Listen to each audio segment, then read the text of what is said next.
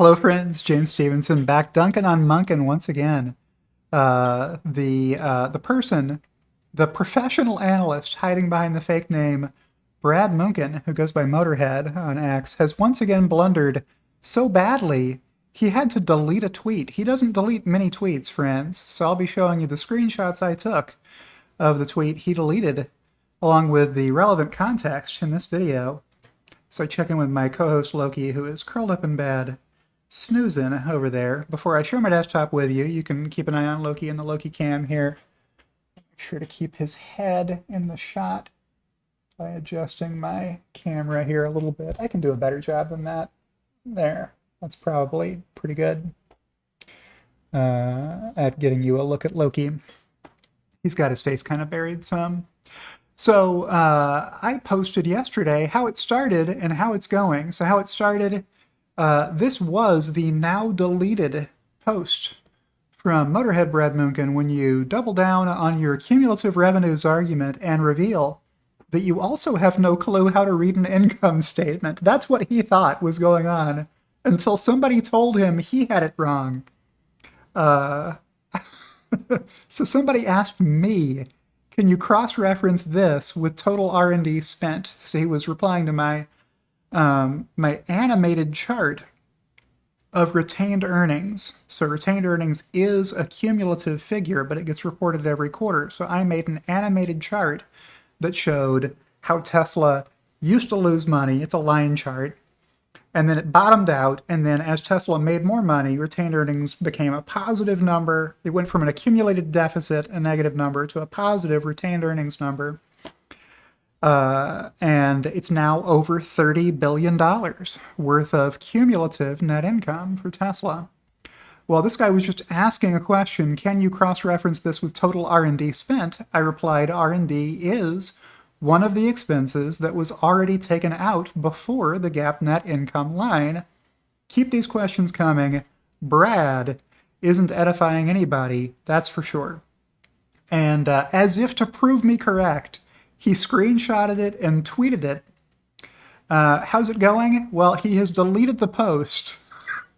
But I, through the magic of Twitter search, X search, was able to find out why. It was this reply from Ben at Dragon for Lunch, who maybe follows Motorhead Brad Munkin, I don't know, replying, what am I not getting here? R&D is an expense, so it does reduce net income that year. Ben is correct.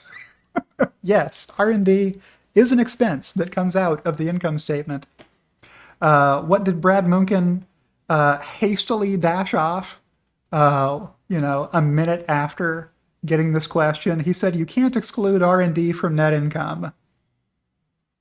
If you can figure out what he thought he meant when he replied this before deleting the post, he must have figured out, maybe somebody DM'd him, hey, you're looking very dumb right now, saying somebody else doesn't know how to read an income statement when they were right and you are wrong.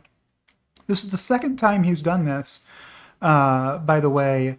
One time was because he didn't understand what I meant when I replied to Brian Faldi saying, you make great resources for people who weren't dumb enough to get an MBA like we did. Brian Faldi has an MBA. I have an MBA.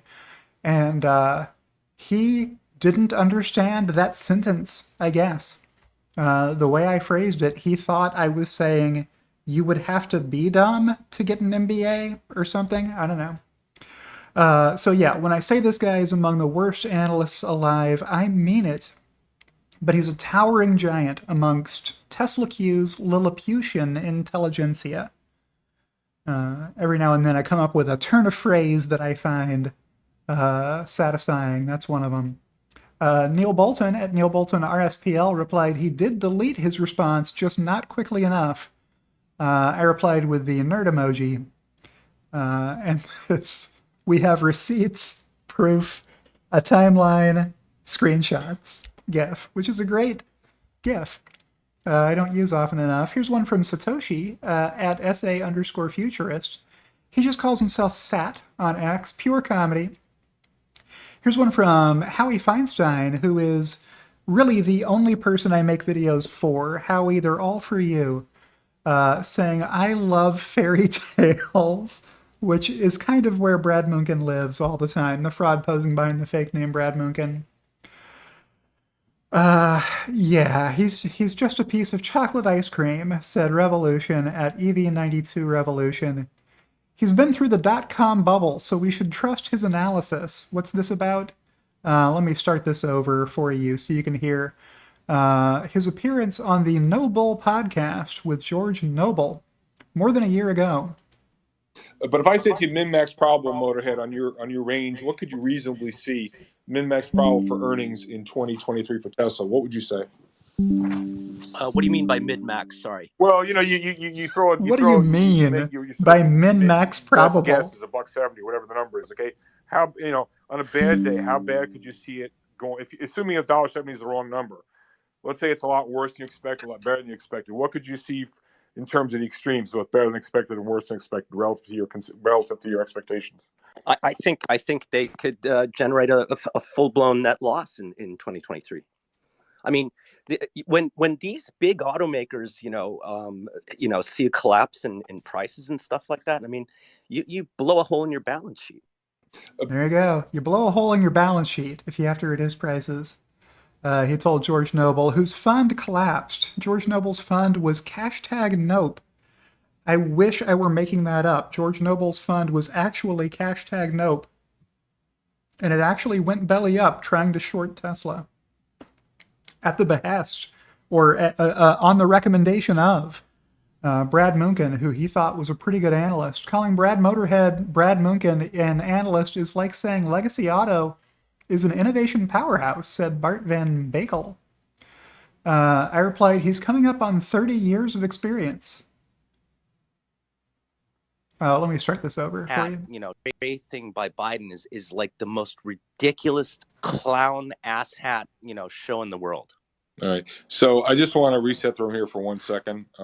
We've got Motorhead here, who is, my God, such a wealth of information. When he talks about getting down and dirty with the numbers, I don't think there's anyone better than Motorhead at dissecting Tesla. And Motorhead, how long have you been following the auto industry now? How many decades? I'm embarrassed, but it's like 27 years now. How long have you been over in Japan? 27 years. Okay, so there you go. And one great thing by.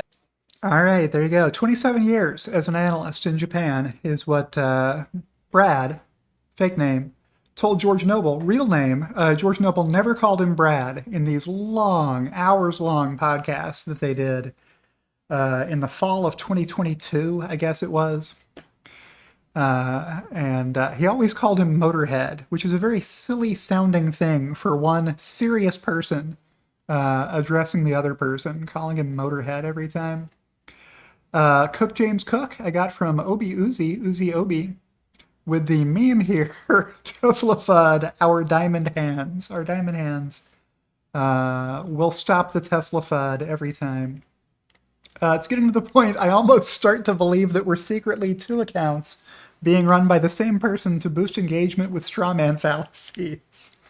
Yeah, you see that theory. I see that theory. I get tagged in a lot of replies from folks saying they think that I'm secretly running that Brad Munchen account. Friends, I know who it is. It is not me. It's a real person who's a real professional auto analyst.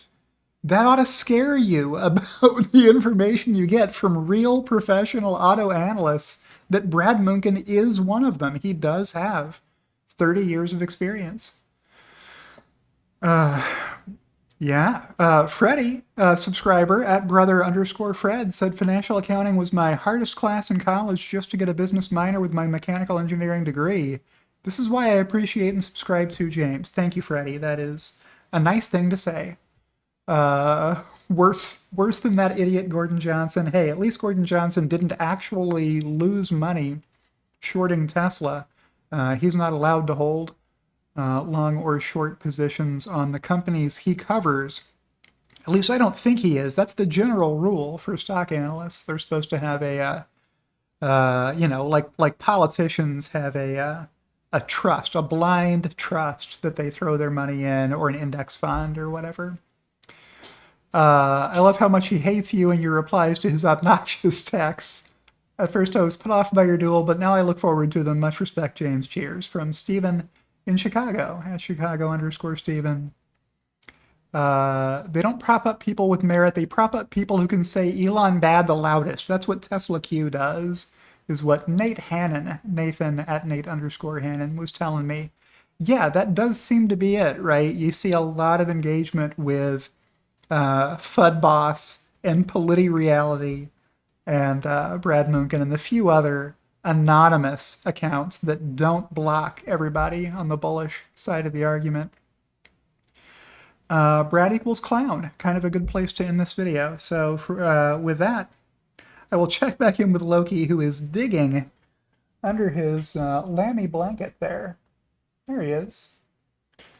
And I think we'll call it a wrap after this video, because he is tired. We are done for the day. So with that, I will remind you to like the video if you liked the video. Click the thumbs up if you're on YouTube, or the heart if you're on X, the X platform.